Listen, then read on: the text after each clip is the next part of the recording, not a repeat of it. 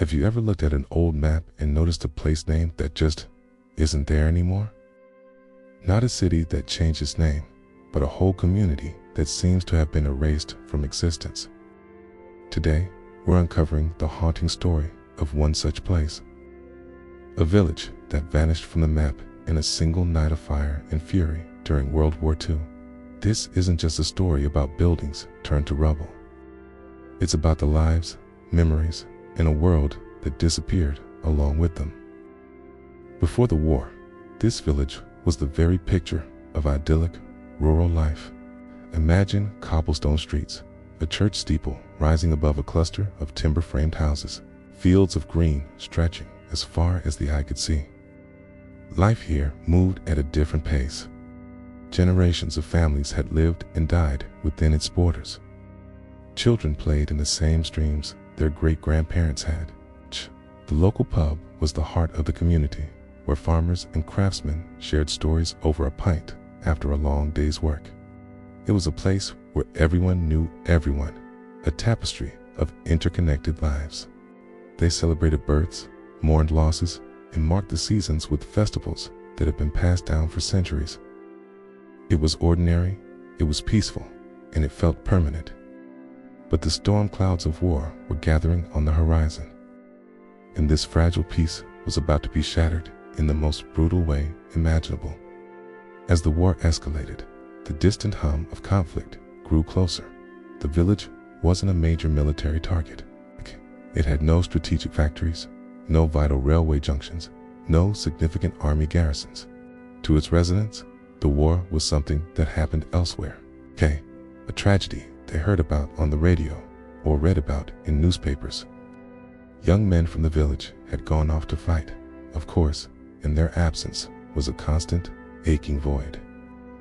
But the daily rhythms of life in the village itself continued, a quiet defiance against the chaos engulfing the world.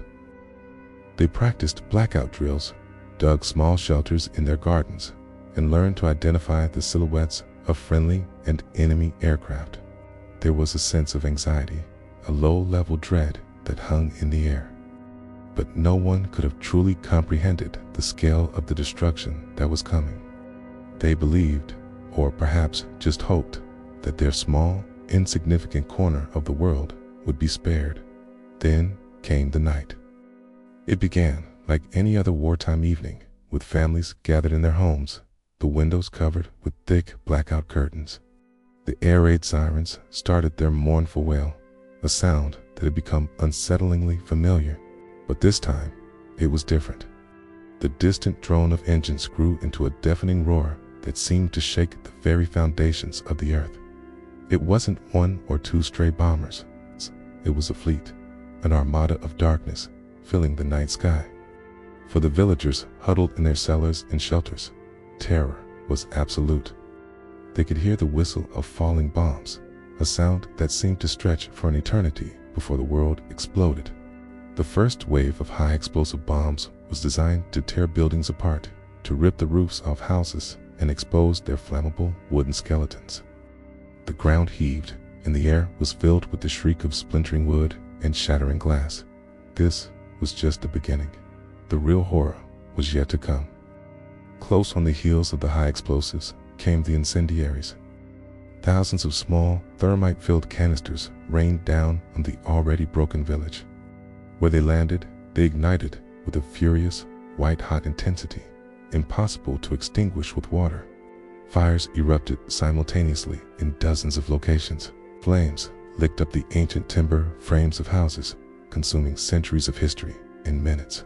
The blaze was so intense, it created its own weather system, a firestorm that sucked in oxygen from the surrounding area, creating hurricane-force winds that fanned the flames even higher. The streets became channels of fire.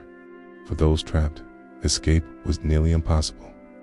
The heat was unimaginable, melting metal and turning stone to dust. The quiet, peaceful village was transformed into a vision of hell on earth. The night sky, once black, now glowed a terrifying, pulsating orange, visible from miles around. When dawn broke, the sun rose on a scene of utter devastation. Where a vibrant community had stood, just hours before, there was now a smoldering, silent wasteland. The church, once the heart of the village, was a hollowed-out shell, its steeple a jagged finger pointing at the sky. The cozy homes were now just piles of charred bricks and blackened timbers. The cobblestone streets were buried under a thick layer of ash and debris. There was an eerie silence, broken only by the crackle of lingering fires and the whisper of the wind through the ruins. Survivors stumbled through the wreckage, their faces masked with soot and disbelief, searching for loved ones, for anything familiar in the unrecognizable landscape. The air was thick with the smell of smoke and death. The village hadn't just been damaged, it had been annihilated, erased. Why? Why was this small, strategically unimportant village targeted with such overwhelming force? The answer lies in the brutal logic of total war. Sometimes these raids were the result of navigational errors. Bomber crews flying for hours in the dark, under immense pressure and constant threat of attack, could get lost.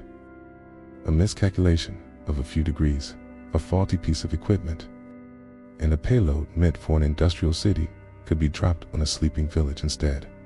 Other times, it was part of a terrifying strategy known as area bombing or moral bombing. The goal wasn't just to destroy military targets, but to crush the will of the civilian population, to spread terror and despair, to make the cost of continuing the war unbearable. And in this cold calculus, the lives of the villagers were considered acceptable collateral damage.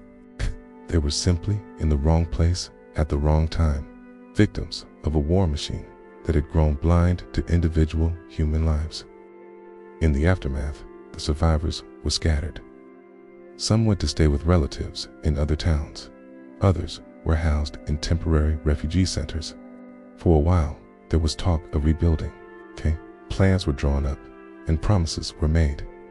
But the scale of the destruction was too great, the trauma too deep. The land itself was scarred, contaminated with unexploded ordnance. The community, the intricate web of relationships that had defined the village, was broken beyond repair. People moved on, not because they wanted to, but because they had to. They started new lives elsewhere, carrying the ghosts of their lost homes within them. The official decision was eventually made. The village would not be rebuilt. Nature began its slow, inexorable process of reclamation. Weeds and wildflowers grew over the ruins. Trees took root in the collapsed cellars. The rubble slowly sank into the earth, covered by a blanket of green.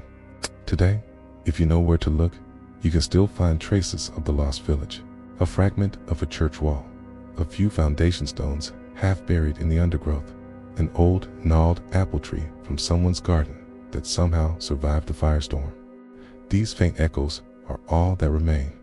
Local historians and descendants of the survivors work to keep the memory alive, collecting photographs, letters, and first-hand accounts. There might be a small memorial plaque, a simple stone cross erected where the church once stood, listing the names of those who perished. It's a quiet, somber place. Visiting it is a powerful experience. It serves as a stark reminder that behind the grand strategies and sweeping histories of war, there are individual stories of profound loss. It reminds us that the price of conflict is paid not just on the battlefield, but in the homes and hearts of ordinary people. The story of this vanished village is a microcosm of the devastation of World War II. But it's also a testament to the fragility of peace and the resilience of memory.